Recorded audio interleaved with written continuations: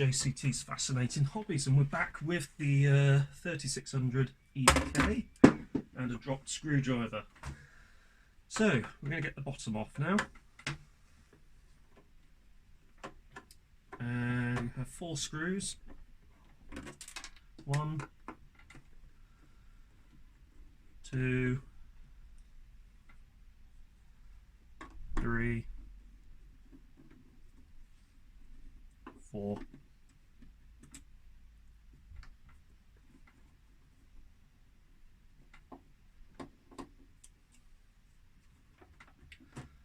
And the base of the unit literally just lifts off like so. There's a couple of bits on the corner here which will lip under the plastic slightly, so you have to pull it sort of forward and up, and then it will come out quite nicely. If you remember from last time, this base panel does lift out, but it's held down on this side, I think. So we've got a single screw here.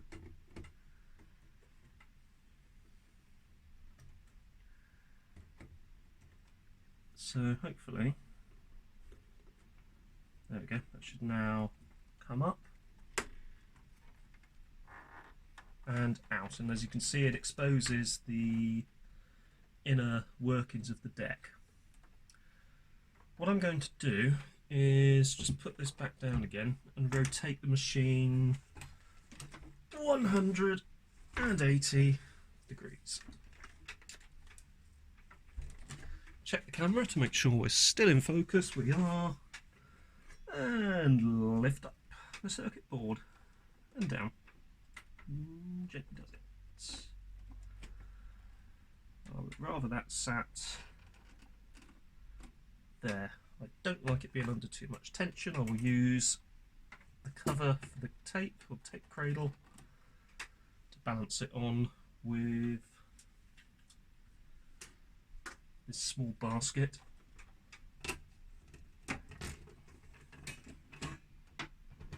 There we go. Happy with that. So we have 1, 2, 3, 4 belts. This is the motor that drives the video head. That's the flywheel on the video head itself. So for this one, we have this flat belt here. It literally is just a case of off with the old and on with the new. So if we do a quick size comparison, you can see that the belt coming off, which is this one, is quite stretched and longer than this one. So we check this quickly for signs of belt contamination. Thankfully there's none of that horrible black greasy stuff or gunky stuff that you can see with certain belts. We go onto the flywheel and we go over the motor. Turn the flywheel gently to get the flat belt engaged, which it is. And there we go, one belt on. The next task is these belts. So we've got this very long belt here, which will be replaced with this one. So that comes off like so. Again, size comparison. Quite a difference, especially when you stretch them out. You can see how much slack is in the old belt. And we've got this little tiddler here. Again, size comparison. Quite a difference. Now, the one thing you will notice is that we have this large flat belt under here, and it's a case of, well, how do we get to that? Well, don't worry too much, because there is a way in there. And the way to get in there is to remove this sensor. So this is actually on the capstan, and on the capstan, underneath the capstan, you have a large flywheel, and on the flywheel itself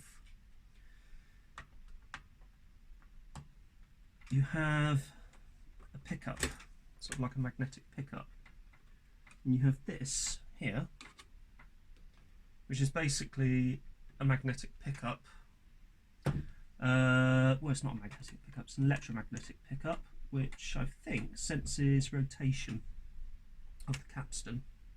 So if there's any change in rotation or change in speed, then that may be why my machine entered a stop state when I was trying to use it before. Obviously the speed would slow down, the machine would immediately go into lockdown, and that would be that. Actually, I've just found a date marker on this motor, 28th of September 79. So this is a 1980 model year machine, but a lot of the components were built in 1979. So here's our very large fat flat belt replaced with this new one. You can actually do a comparison again. You can see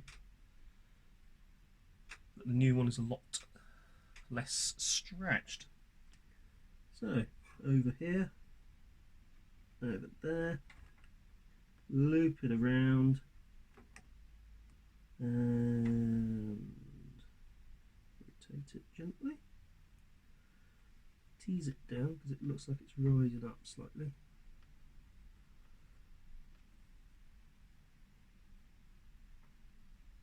And if you rotate it, you can see it just sort of then gets into a nice gentle formation, and that's good to go. So mounting this is reverse of removal. Obviously go the right way up, and if I remember right, maybe 3 points there. So we screw that back in.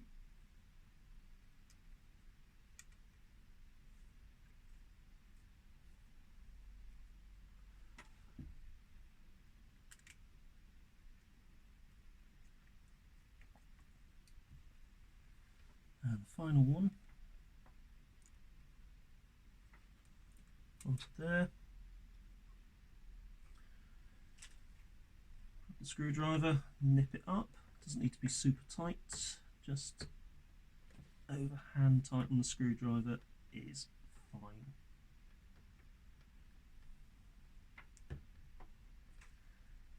Quick spin to make sure it all still rotates freely, which it feels like it does, and we're good. Next job is these larger belts. Obviously check for any dirt within the pulleys themselves. We look like we are okay in that respect. So we've got this, which is like a tensioner. We have this belt, goes like so onto the top run of this one. But before you can do that, you have to have the smaller square belt underneath, like so, and around there. Just give it a gentle rotation just to get it settled, which it looks like it is. We have this one over like so, into place like that. Everything is happy. That's actually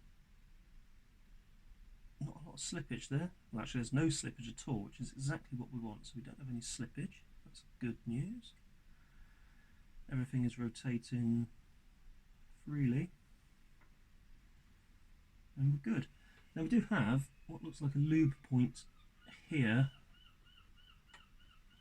and here, and also here. So we'll get some of our grease and we will apply a little bit of grease to each of those points. Remember, minuscule amount there. So we'll go here, and go here, here, and I think that's it actually. Can't see any more points that would need greasing. Maybe no, actually no, I think we're good. So that's our points greased up. We've got all our belts installed. Using my hands that hasn't been touching the grease, this one, check everything rotates nicely. does seem to be quite happy. And there we go. So on the next video we're going to be reassembling the machine, and we're actually going to be testing the machine for playback. Just notice somewhere you may want to dab of grease there. So if you have found this video useful, don't forget to hit that like button, and also consider subscribing for more upcoming fascinating hobbies. Thanks for watching, and see you next time.